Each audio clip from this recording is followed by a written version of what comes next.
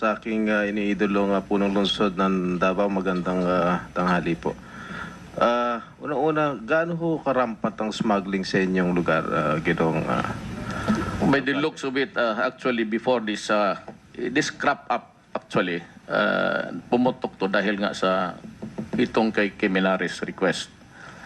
Palagay ko, I remember about 3 years ago, there was this ship loaded with rice with no permit and created a raucous in my city. And as a matter of fact, some councilors went to the wharf, Pantalan, to inspect it, but they were not allowed. Over a period of so many months, dahan-dahan na wala yun. And I think that if you reckon it with the losses in terms of peso, 6 billion, it must be a very, very huge network. I cannot, because this is the first time that I took notice of this activity.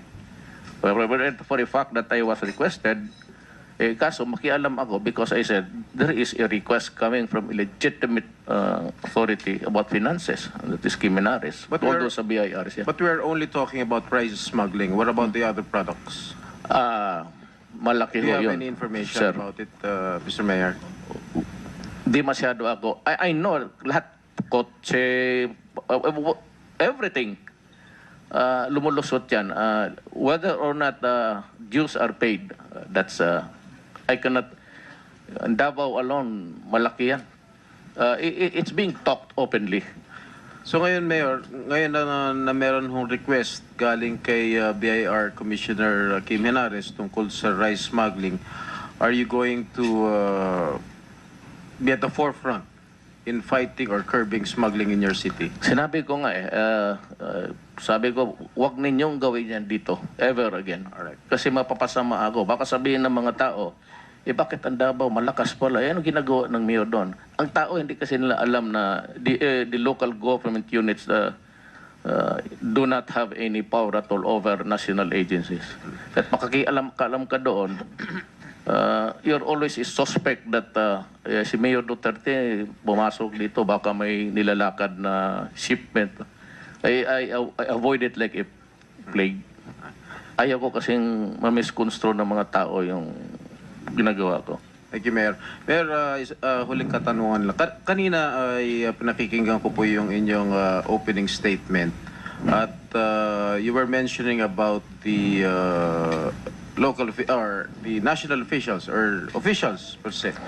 And your exact words were, the trouble with us in government is that we talk too much, act too slow, and do too little.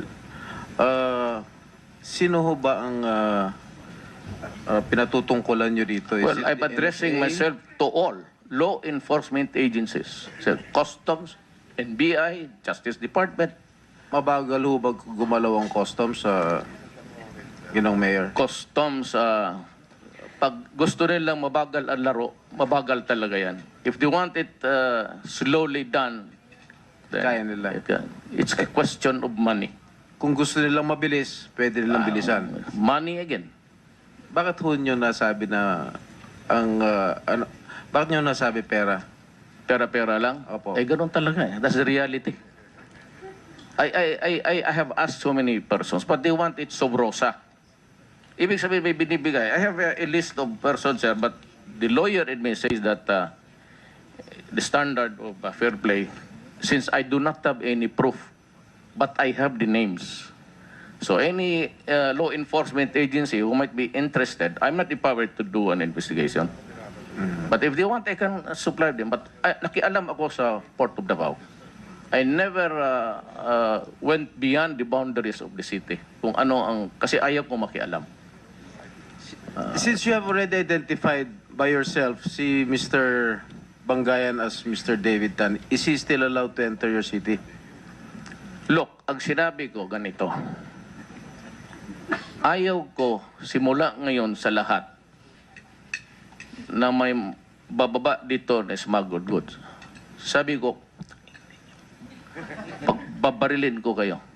And if this guy would go to Davao and start to unload, at nakakita ko nandyan siya, you must be in the commission with crime, I will gladly kill him. And so we go to prison. I mean, I'm old, Your Honor. I could spend the remaining days of my life in prison. Matanda na rin ako. Marami na rin akong sakit. The most is about 5 to 10 years. I can do away with distress by reading books and while away my time, reminiscing the lost glory. So, ibig niyo sabihin, pagka pumunta ho to si David Bangayan alias David Tan sa Davao at mag-smuggle ng bigas o smuggled products, papatayin niyo po? Well, of course, hintayin ko siya sa labas. I do not want to tinker with his own. Pagka lumaban ito and he puts up a good fight, I would not hesitate. I'll do it for my country. Sabi ko nga, mahirap ito sa Pilipinas. Wala naman Pilipinong gustong pumatay. Wala naman Pilipinong gustong magpakamatay para sa tao. I'm not trying to be a hero. What I said, I do not want to allow the impression na kaya sinabi ko doon sa lahat. I gathered them all. Lahat. Police, customs, coast guard. Sinabi ko sa kanila na huminto kayo. Huminto kayo kasi ayaw kong mabalita na ang syudad ko ginagamit. Baka sabihin nga, kasabihan kasing nakikialam ang mayor eh. May ibang syudad talaga. Meron dito nga isang vice mayor eh. But I cannot, I said, by reason of fair play, I will not. So your statement will serve as a stern warning to all smugglers not to smuggle in your city? Na yes, yes sir. Okay. That is the idea. Thank you, Mr. Mayor. Maraming salamat po, Senator Jinggoy Estrada. Will call on Senator Pia